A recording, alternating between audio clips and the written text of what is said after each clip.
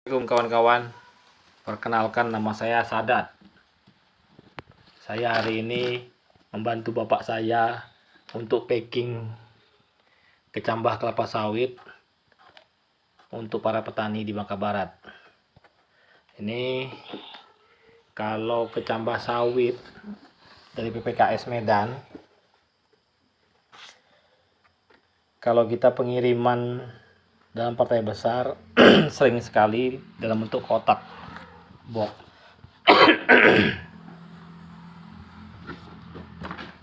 Nih, jadi agak kebingungan. Kebetulan kawan-kawan tadi belum selesai untuk packingnya, dan kebetulan saya juga tidak enak badan, sehingga akhirnya diantar langsung dalam bentuk kotak. Biasa kalau kita membeli itu pasti dilengkapi dengan dokumen, kemudian ada penelitian SK pembibitan kelapa sawit. Lalu ntar bapak. Dan ada brosur juga untuk bahan tanam kelapa sawit unggul. Jadi ada beberapa varietas seperti yang kita ketahui. Yang pertama Dampi Sungai Pancur 1. Kemudian yang kedua Langkat, yang Ambi, kemudian SP 540 yaitu PPKS 540, Simalungun dan Afros, itu keturunan yang sama. Dan yang Ambi sendiri, yang Ambi PPKS 239 dan PPKS 718. Kemudian yang terakhir itu di Kalipe 540 NG. NG ini tahan ganoderma atau new generation. Nah, di sini juga ada karakteristik varietasnya. Yang pertama rata berat tandan, yang kemudian rata-rata produksi, kemudian potensi TBS per tahun. Nah, yang penting juga ini sebenarnya panjang pelepah, kemudian pertumbuhan meninggi. Jadi panjang pelepah dan meninggi. Kita bisa lihat di sini. Dampi memang relatif pendek, makanya dia direkomendasikan untuk daerah-daerah yang memang berada di daerah tanah-tanah rawa agar dia tidak mudah tumbang.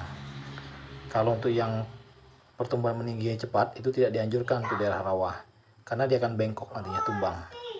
Kemudian dari PPKS ini panjang pelepah yang paling pendek pelepah itu adalah Langkat 5,3. Jumlah SPH-nya pun 136 sampai 143. Kemudian yang paling panjang pelepah yaitu Dampi.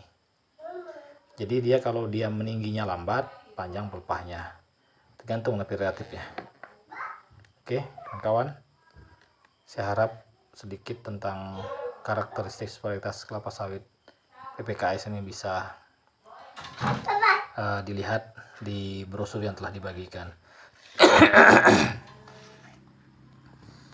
Kemudian dari potensi TBS-nya kita belum lihat. Potensi TBS Dampi itu sekitar 28,6. Kemudian SP 540 itu sekitar 32 ton. Kemudian yang Ambi sendiri itu 33, Langkat 32,2,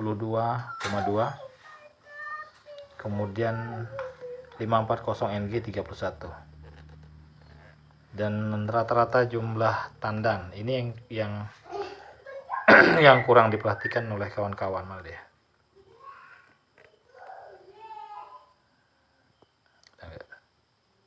Nah, ini yang kurang diperhatikan kawan-kawan. Karena yang perlu diingat untuk varietas apapun di kelapa sawit untuk usia TM1 sampai TM4 itu pasti jumlah tandannya masih banyak. Nah, untuk membuktikannya itu pas TM5 ke atas atau usia 10 tahun ke atas. Nah, di sini kita bisa lihat Dampi. Dampi mungkin kawan-kawan sudah melihat buahnya cukup banyak. Tetapi ketika usianya 6 sampai 9 tahun pengamatannya itu Jumlah tandan mengalami penurunan cukup drastis ya, hanya sekitar 8. Tapi dia diimbangi dengan bobot tandan yang cukup besar.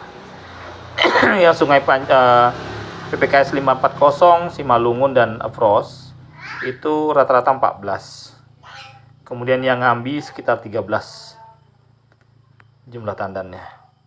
Yang Ngambi, grup yang Ngambi kan udah tahu tadi, yaitu yang Ngambi sendiri PPKS 239 dan 718 atau Big Buns. Langkat sendiri NG 14. Nah, ini saya agak bingung juga ini, karena biasanya yang paling tinggi memang yang Ngambi. Tapi di sini SP 540 yang paling tinggi jumlah tandannya per tahun.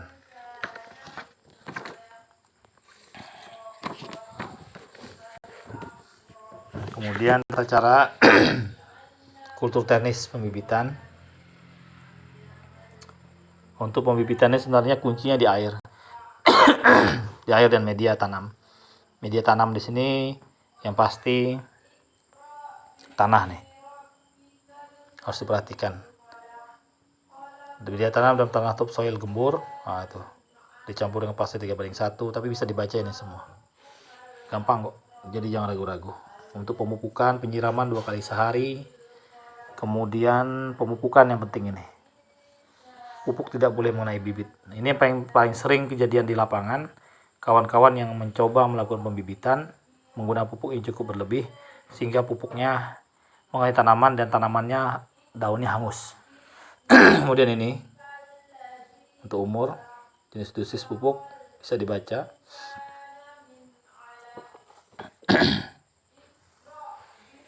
Pengalaman kecambah, sekian air segala macam. Untuk pre-nursery dianjurkan memang 3 bulan yang lebih kecil. Penyiraman 2 kali sehari. Pemupukan 2 gram per liter air, ingat ya, 2 gram per liter air untuk 100 bibit. Frekuensi seminggu sekali. Pupuk majemuk 2,5 gram per polybag.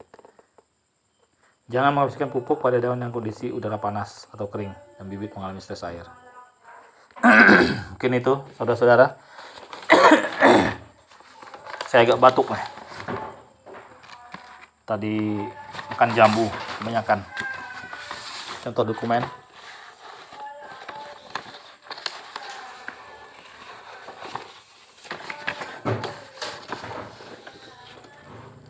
Ini dari harga,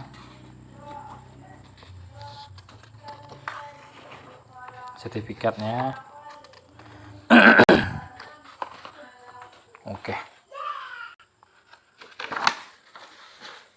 Jangan ragu untuk menggunakan benih unggul resmi, karena investasi yang cukup jangka panjang, sekitar 20-30 tahun, 30-35 tahun.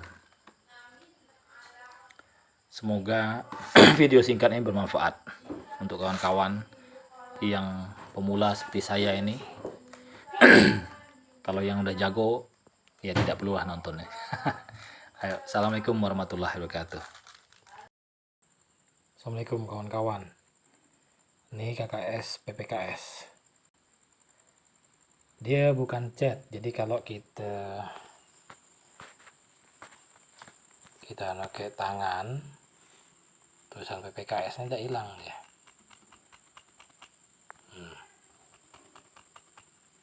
Karena di sistem laser marking itu. Makin kena air,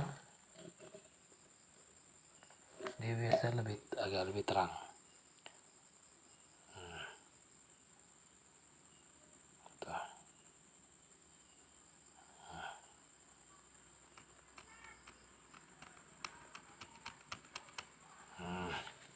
Itu kalau untuk PPKS markingnya. Jadi marking tulisan PPKS itu tidak selalu di bidang yang datar. Dia pacak juga di buntut kayak gini. Atau yang di mana buntut, di pinggir sini, ada di bagian lekukan.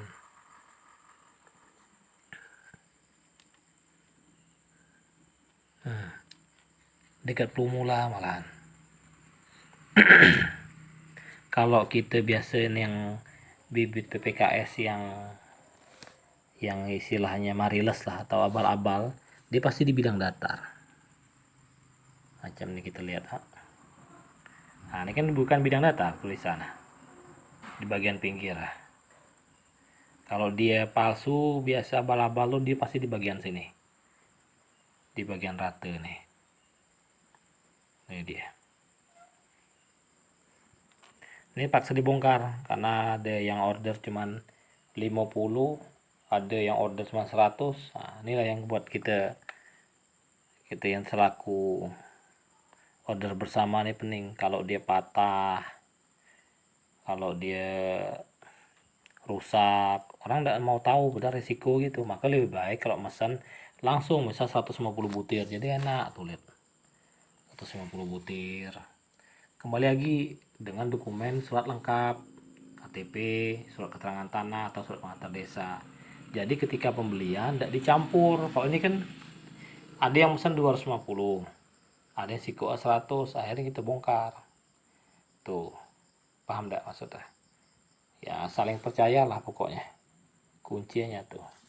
Oke kan kawan, terima kasih. Assalamualaikum warahmatullahi wabarakatuh.